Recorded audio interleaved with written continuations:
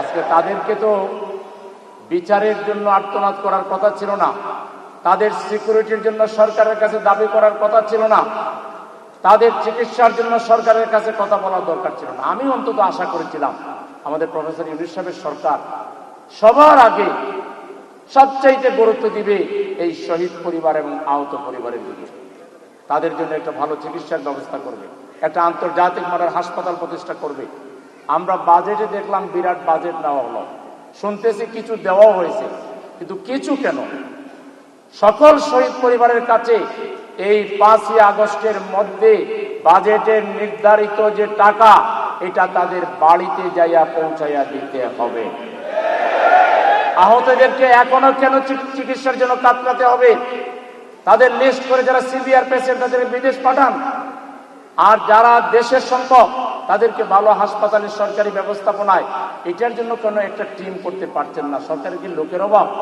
আমি বহুবার আমার বক্তব্য বলেছি, এই ফান্ড ডিস্ট্রিবিউশন কিংবা চিকিৎসা ইত্যাদি কাজে আপনাদের লোক লাগলে আমাদের সহযোগিতা নেন। আলহামদুলিল্লাহ আমরা এমন একটা দল, আমরা এই মানবতার জন্য একটু খাটি, এটা আমরা ইবাদত মনে করি, এটাকে আমরা আমাদের দায়িত্ব মনে করি।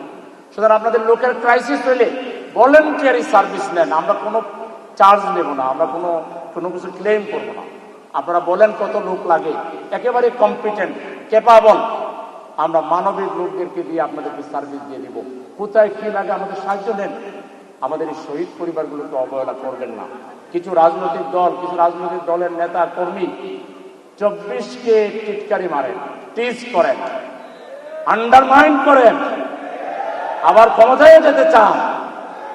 24কে যারা টিজ করবে, আন্ডারমাইন করবে, 24-এর দিকে যারা আঙ্গুল উঠাবে তাদের পরিণতি ফ্যাসিবাদীদের পরিণতি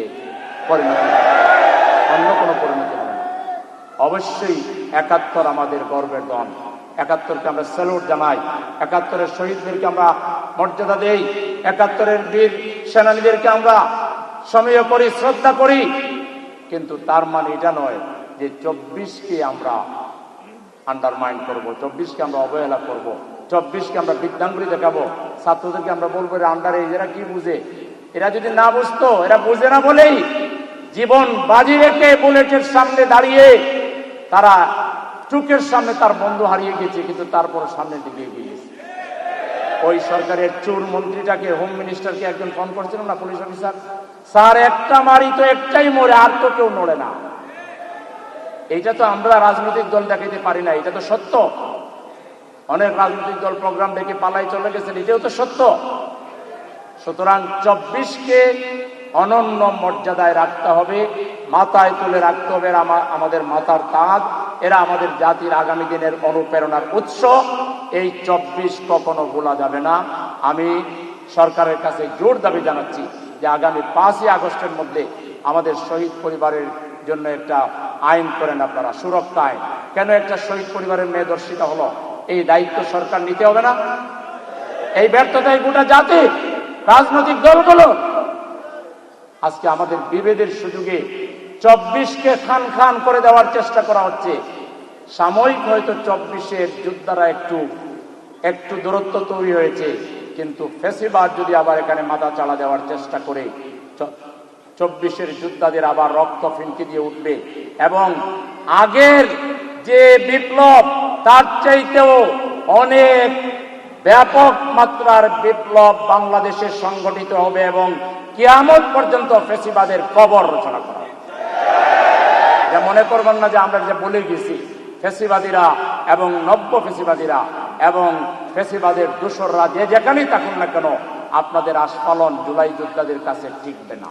এই শহীদ পরিবারকে যথাযথ মর্যাদা দেওয়া, আহতদের সুচিকিৎসা এবং পুনর্বাসন করা, বিশেষ করে জুলাই ঘোষণাপত্র তৈরি করা এবং জুলাই সনদ করা এবং এটা সংবিধানে অন্তর্ভুক্ত করা সহ লেভেল প্লেইং ফিল্ড তৈরি করা, বিচারকে ত্বরান্বিত করা, সংস্কার কমপ্লিট করা, এবং আমাদের প্রবাসে থাকা রেমিটেন্স যোদ্ধাদেরকে ভোটের অধিকার দিতে হবে।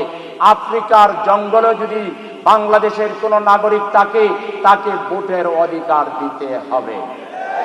এই ব্যাপারে কোনো গড়িমসি এবার চলবে না।